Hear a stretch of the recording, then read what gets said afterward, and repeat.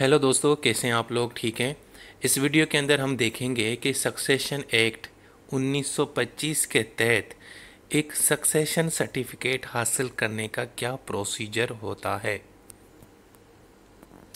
सबसे पहले तो हम ये देखेंगे कि ये जो वर्ड है सक्सेशन, इसका मतलब क्या है। इसका मतलब होता है एक चीज़ किसी और को मुंतकिल कर देना, ट्रांसफ़र कर देना, किसी चीज़ की ट्रांसमिशन करना।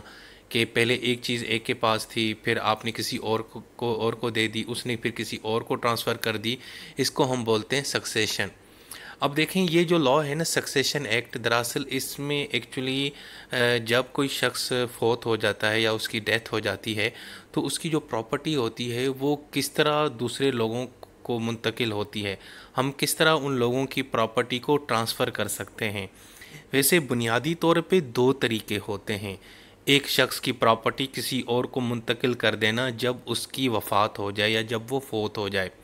एक तरीका तो ये होता है कि वो शख्स जब ज़िंदा था तो वो वसीयतनामा लिख जाता, वो अपनी विल बना लेता और उसमें वो मेंशन कर देता कि भाई मेरे मरने के बाद मेरी ये प्रॉपर्टी है, फ़लाँ फ़लाँ लोगों को दे दीजिएगा। एक तरीका तो ये है। लेकिन दूसरा तरीका ये है कि अगर वो शख्स जो फोत हो गया है उसने कोई अपनी विल नहीं छोड़ी, कोई वसीयतनामा नहीं लिखा, तो उस सूरत में फिर क्या होता है कि आप कानून के ज़रिए आप उसकी प्रॉपर्टी को जो है ना हासिल कर सकते हैं। वो कानून कौन सा है? उस कानून को बोलते हैं द सक्सेशन एक्ट, यानी आम अल्फाजों में द लॉ ऑफ सक्सेशन।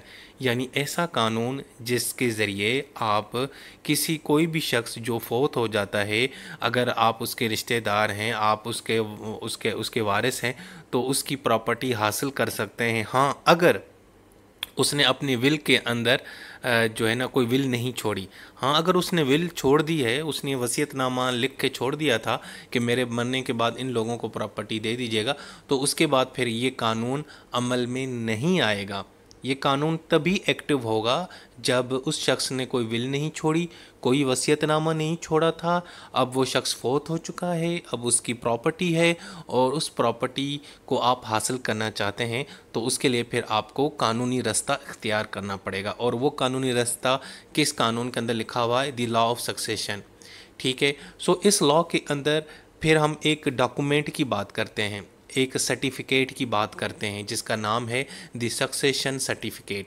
ये एक ऐसा डॉक्यूमेंट होता है, ये एक ऐसा सर्टिफिकेट होता है जिसके ज़रिए एक शख्स, जो शख्स फोत हो जाता है, उसकी प्रॉपर्टी हासिल कर जाता है।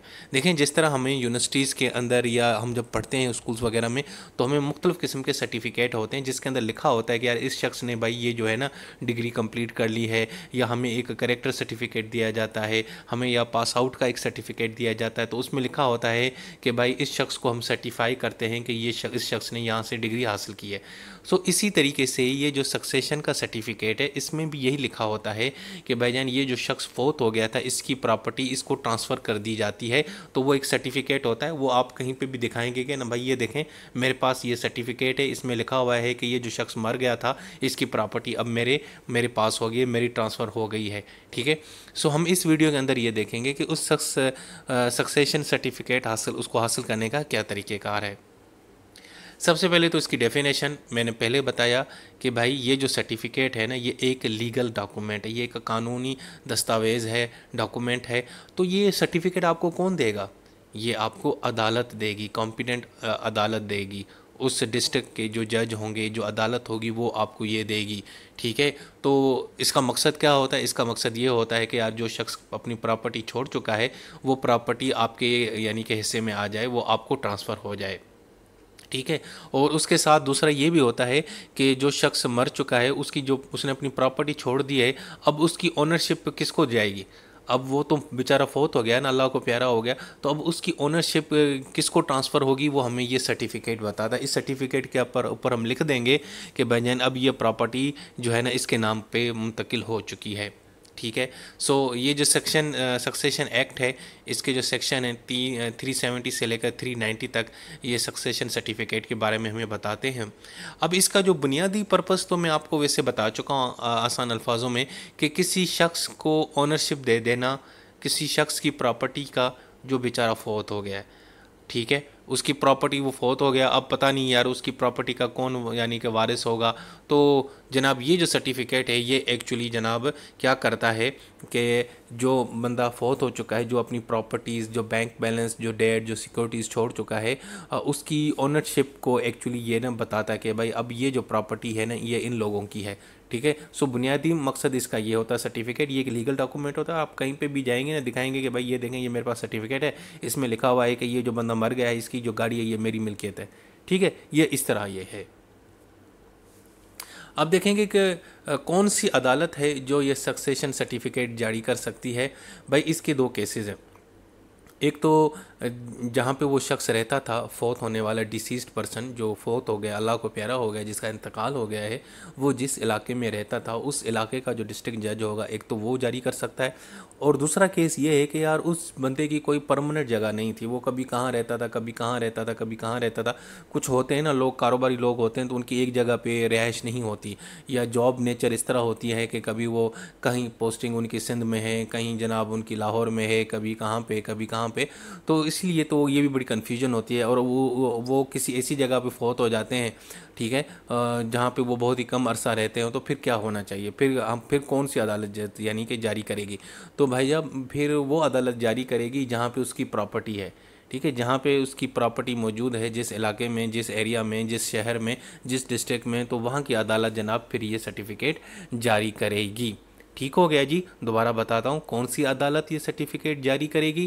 पहली सिचुएशन तो ये है कि जिस इलाके में जो बेचारा शख्स रहता था जो फौत हो गया, उस इलाके का डिस्ट्रिक्ट जज, एक केस ये है। या दूसरी वजह ये है कि जहाँ पे उस शख्स की प्रॉपर्टी थी, ठीक है, तो वहाँ का भी जो है ना डिस्ट्रिक्ट जज जो है ना वो ये सर्टिफिकेट जारी कर सकता है। सो ये दो डिफरेंट केसेस हैं, ये दोनों एक साथ अप्लाई नहीं होंगे, या ऊपर वाला केस होगा या नीचे वाला केस इस्तेमाल होगा। अच्छा जी, अब देखेंगे कि ये एप्लीकेशन जो होती है इसमें क्या होता है। इसमें ये एप्लीकेशन एक्चुअली आप लिखते हैं, पहले तो आप दरख्वास्त देंगे जज साहब को ना। जज साहब को कहेंगे जज साहब मुझे भाई ये फलां जो बंदा मर गया है ना, इसका मैं बेटा हूँ, मुझे प्रॉपर्टी दी जाए, इसने विल नहीं छोड़ी, तो मैं अप्लाई करता हूँ कि मुझे सर्टिफिकेट जारी किया जाए, सक्सेशन सर्टिफिकेट। अच्छा जी, उसमें सबसे पहले तो आप ऑफिस लिखेंगे डिस्ट्रिक्ट जज की, किस डिस्ट्रिक्ट जज को आप मुखातिब हैं, ठीक है, जिसको आप ये एप्लीकेशन फॉरवर्ड कर रहे हैं। उसके बाद फिर देखा जाएगा कौन सा शख्स अप्लाई कर सकता है। एक तो वो शख्स अप्लाई कर सकता है जो साउंड माइंड हो, ठीक है ना, समझदार हो, पागल नहीं हो, चरिया ना हो, अक्लमंद हो, सियाना हो। और दूसरा ये है कि उस शख्स की दिलचस्पी भी हो, उस जो डिसीज्ड पर्सन की जो प्रॉपर्टी है, ईस्टेट है, उसके अंदर उसकी दिलचस्पी भी हो। यानी उसका रिश्तेदार हो, या उसका कज़न हो, उसका भांजा हो, उसका चाचा, उसका मामा हो, उसके फादर हो, ब्लड रिलेशन भी हो सकता है। ठीक है जी। अच्छा जी, अब ये अप्लाई करने का तरीक़ेकार क्या है। इसका जो तरीक़ेकार है ना वो सिविल प्रोसीजर कोड है ना उसके अंदर दर्ज है। वो एक छोटा सा एक प्रोसीजर है, उसको फॉलो करके या आप ये दरख्वास्त उस डिस्ट्रिक्ट जज के पास अप्लाई करेंगे कि अब आप क्या करेंगे उस डिस्ट्रिक्ट जज को। उसको आप ये कहेंगे कि हुजूर मुझे ये प्रॉपर्टी चाहिए, इसके लिए मुझे सक्सेशन सर्टिफिकेट दिया जाए। अब उस एप्लीकेशन की क्या रिक्वायरमेंट्स है, उस एप्लीकेशन में आपने मज़ीद क्या चीज़ें लिखनी है। सबसे पहले वही वो आपने रिटन फॉर्म में लिखनी है। इसके अलावा उसको आपने साइन करना है, वेरीफाई करना है, ठीक है जी। और इसके अलावा उसके उसके अंदर उसका मज़ीद जो प्रोसीजर है वो आपने सिविल प्रोसीजर कोड के अंदर देखना है। इसके अलावा वो जो शख्स फौत हो चुका है उसकी किस टाइम पे उसकी उसकी मौत वाक़ई हुई वो आपने मेंशन करना है। इसके अलावा जो शख्स मर गया है, डिसीज़्ड है, वो कहाँ पे रहता था, कौन सी एरिया में रहता था, वो मेंशन करना है। इसके अलावा उसकी जो प्रॉपर्टीज़ हैं उसकी इन्फॉर्मेशन लिखनी है जो आपको चाहिए।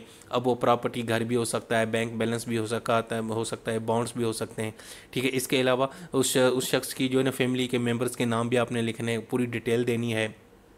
इसके अलावा साथ में फिर आपने ये भी बताना है कि भाई आप क्यों मतलब चाहते हैं कि आपको उसकी प्रॉपर्टी आपके नाम पे मुंतकिल कर दी जाए, आप क्यों चाहते हैं कि आपको सक्सेशन सर्टिफिकेट दिया जाए, उसकी बुनियाद आपने बताना है, रीज़न बताना है। अगर आप उसके बेटे हैं तो आप बताएंगे जी मैं उसका इकलौता बेटा हूँ तो मैं ही उसका वारिस हूँ, मुझे मुंतकिल कर दी जाए। मतलब कोई भी आपने जो क्लेम है आपने लिखना है। इसके अलावा डिटेल्स ऑफ द डेट्स, और इसके अलावा उसमें पूरी जो उसकी जो मरने वाला है उसकी जो डेट्स हैं, उसकी जो सिक्योरिटीज़ है, उसकी जो प्रॉपर्टीज़ हैं, बैंक बैलेंस है, बॉन्ड्स, उन सारों की आपने डिटेल भी मेंशन करनी है उस दरख्वास्त के अंदर। वो कौन सी दरख्वास्त है, ये वो दरख्वास्त है जिसके ज़रिए आपको सक्सेशन सर्टिफिकेट मिलेगा। अच्छा, अगर एक से ज़्यादा लोग क्लेम करें, मतलब 5-6 बंदे हों, वो कहेंगे जी हमें भी प्रॉपर्टी चाहिए, तो वो फिर मिल के भी एक दरख्वास्त दे सकते हैं और फिर वो उसके लिए एक जॉइंट सर्टिफिकेट भी जारी कर दिया जा सकता है। अच्छा जी, अब हम देखेंगे कि भाई कौन अप्लाई कर सकता है इस सर्टिफिकेट के लिए। सबसे पहले तो वो शख्स जो मेंटली कैपेबल हो, ठीक है। दूसरा ये है कि जो बंदा मतलब एडल्ट हो, समझदार हो, ठीक है, और जिसकी एज ऑफ मेजॉरिटी होनी चाहिए। इसके अलावा वो शख्स जिसकी डिसीज़ की प्रॉपर्टीज़ के अंदर इंटरेस्ट है, ठीक है, जो फौत हो गया उसके अंदर उसकी प्रॉपर्टी में जो दिलचस्पी रखता है, उसका इर्द गिर्द का कोई रिश्तेदारी होगा जो दिलचस्पी रखता है, या कोई फ्रेंड है या पड़ोसी है, वाट एवर कुछ भी हो सकता है। इसके अलावा हुकूमत का बंदा, सेक्रेटरी ऑफ स्टेट।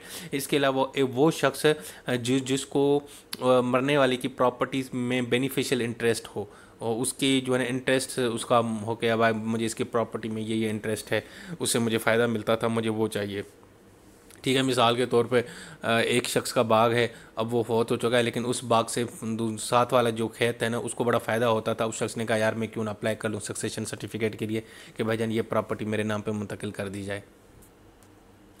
अच्छा जी, अब हम देखेंगे इसका प्रोसीजर क्या है। भाई सबसे पहले तो जिस जज के पास आप वो दरख्वास्त लेके जाएंगे ना कि भाई हमें ना सक्सेशन सर्टिफिकेट जारी किया जाएगा, सबसे पहले तो जज साहब ना वो उसका जैसे उसको दरख्वास्त मिलेगी, एप्लीकेशन मिलेगी, वो एक नोटिस जारी करेगा। और वो नोटिस जो है ना, जो भी रिलेवेंट इंडिविजुअल्स हैं, जो भी मुतलका लोग हैं जो सक्सेशन सर्टिफिकेट के मुतलिक है, या जो उसके वारिस हैं, जो भी लोग हैं, सबको ये नोटिस चला जाएगा। इसके अलावा वो नोटिस अखबार में भी पब्लिश होगा, सारी दुनिया को पता चलेगा कि भाईजान ये दरख्वास्त है ये फ़लाँ बंदे की। उसके बाद जनाब एक ख़ास दिन के ऊपर, स्पेसिफिक डेट के ऊपर जनाब जज साहब ने इसका फ़ैसला सुनाएंगे। और जैसा फ़ैसला सुनाएंगे, अगर जज साहब या अदालत मुतमिन होती है कि जो बंदे दरख्वास्त लेके आए हैं वही इसके वारिस हैं और उन्हीं को ये प्रॉपर्टी मुंतकिल होनी चाहिए, तो उसके बाद जनाब वो सक्सेशन सर्टिफिकेट इशू कर देगा। अब ये जब सर्टिफिकेट आपको मिल जाएगा ना, अब उसके बाद उस जो बेचारा फौत हो चुका है, महरूम है, उसकी सारी प्रॉपर्टी आपके कंट्रोल में आ जाएगी। आप कहीं पे अब अदालत में, सॉरी, आप बैंक में जाएंगे, आप कहेंगे कि जो उसके अकाउंट के जो पैसे हैं वो मुझे मुंतकिल कर दी जाए। वो कहेगा क्यों भाई, हम क्यों आपको करें, तो आपके पास क्या सबूत है? तो आप उसको ये सक्सेशन सर्टिफिकेट निकाल के दिखाएंगे, भाई ये देखो, ये इसके ऊपर लिखा हुआ है, मैं अदालत से लिखवा के ले आया हूँ, ठीक है जी।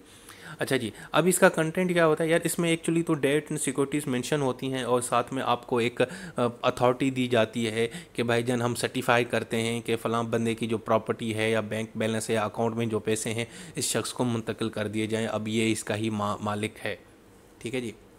अच्छा जी, अब ये जब सर्टिफिकेट मिल जाता है तो फिर इसका क्या लीगल इम्पैक्ट पड़ता है भाईजान? एक तो ये है कि ये का कंक्लूसिव प्रूफ बन जाता है, ये आपके पास एक ठोस किस्म का सबूत आ जाता है। आपको अगर कोई कहे कि भाई तू इस प्रॉपर्टी पे क्यों बैठा है, तो आपने कहना है कि भाईजान ये देखो मेरे पास सर्टिफिकेट मौजूद है, भाईजान मुझे अदालत ने सक्सेशन सर्टिफिकेट दिया है, मैंने अदालत में दरख्वास्त दी थी, अब ये मेरे नाम पे मुंतकिल हो चुकी है प्रॉपर्टी, ठीक है। एक ये, दूसरा ये एक प्रोटेक्शन आपको प्रोवाइड करता है, इंडेमिनिटी करता है। आप अगर उसकी प्रॉपर्टी के हवाले से, उसकी जो मरने वाले की जो प्रॉपर्टी है, बैंक बैलेंस है, कुछ है, उसको इधर उधर ट्रांसफ़र करना चाहते हैं, तो भाईजान ये सर्टिफिकेट एक्चुअली आपको प्रोटेक्शन देगा, आपको महफूज रखेगा, कोई आपके ऊपर कोई केस या जो है ना दवा दायर नहीं कर सकेगा। इसके अलावा फॉरेन सर्टिफिकेट, ये एक फ़ैसला, ये जो सर्टिफिकेट है ये आपको बाहर भी काम आएगा। अगर आप बाहर कहीं जाते हैं और अपनी हुकूमत से इसको दस्तखत करवा के, अदालती फ़ीसें वगैरह पे करवा के, यहाँ से ऑथोराइज़ करवा के जाते हैं, तो ये बाहर भी आप दूसरे मुल्क में भी आप इस सर्टिफिकेट को शो कर सकते हैं, बता सकते हैं, मेंशन कर सकते हैं, ठीक है जी। सो दोस्तों, ये थी आज की हमारी वीडियो। इसके अंदर मैंने आपको सक्सेशन सर्टिफिकेट के बारे में बिल्कुल आसान करके बताने की कोशिश की है। उम्मीद है आप लोगों को समझ आ गया होगा। अच्छा जी, यहाँ पे एक चीज़ मैं वाज़े करता चलूँ कि अब वैसे ना 2021 में एक नया लॉ पास हुआ था, द सक्सेशन सर्टिफिकेट रूल्स। उसमें तो अब ये जो नादरा है ना, हमारा नादरा, इसके पास भी इख्तियार है कि वो आपको सक्सेशन सर्टिफिकेट जारी कर सकता है। उसका एक प्रोसीजर होता है, उसकी वेबसाइट पे चले जाएं तो वो बड़ा आसान सा प्रोसीजर है। उसके अंदर उसकी कुछ डॉक्यूमेंट्स होते हैं जैसे NIC वगैरह ये कुछ, और साथ में कुछ फ़ीस वगैरह होती है, वो पे करेंगे, चालान पे करेंगे, तो उसके बाद वो नादरा भी आपको सक्सेशन सर्टिफिकेट जारी कर सकता है। वैसे तो अदालत करती है इस लॉ कानून के तहत, लेकिन अब जो नए रूल्स हैं उसमें नादरा भी जनाब सक्सेशन सर्टिफिकेट आपको जारी कर सकता है। ये 2021 के अंदर एक नया रूल आ चुका है। चलें जी, अपना बहुत सारा ख्याल रखें। अल्लाह हाफ़िज़।